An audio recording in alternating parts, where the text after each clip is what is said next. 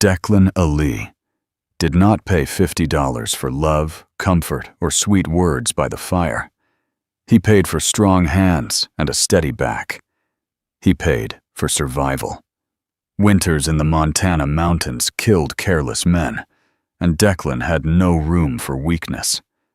But when the stagecoach finally rolled into Iron Ridge, what stepped down was not the woman he ordered. It was a ghost.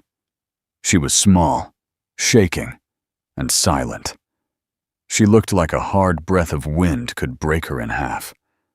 For one long moment, Declan considered sending her back. He should have, because the woman standing before him was not just a shy bride. She carried secrets heavy enough to crush a man's soul before morning. The wind screamed through Iron Ridge that day, sharp with snow and pine. November of 1887 showed no mercy in the Montana Territory.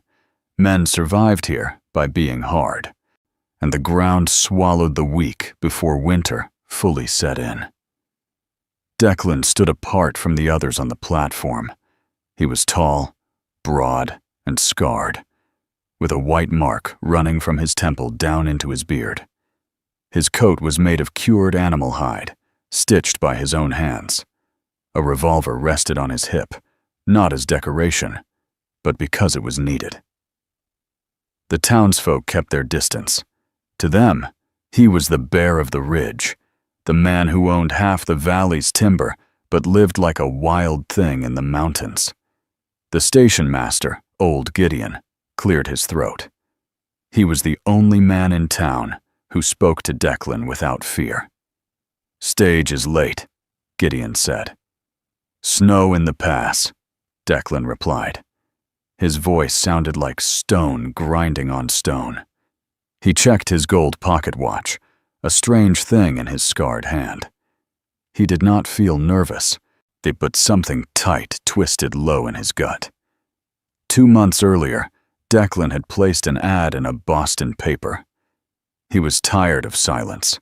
He needed help curing meat, hauling wood, and surviving the winter.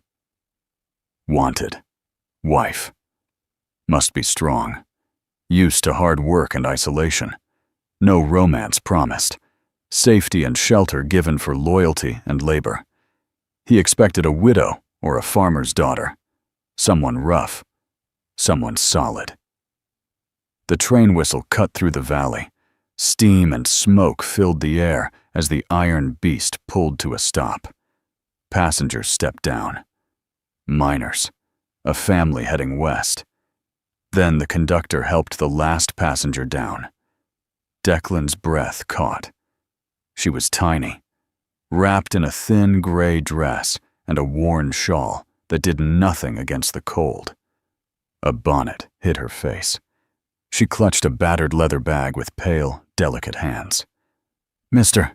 Ali," the conductor called, waving a paper.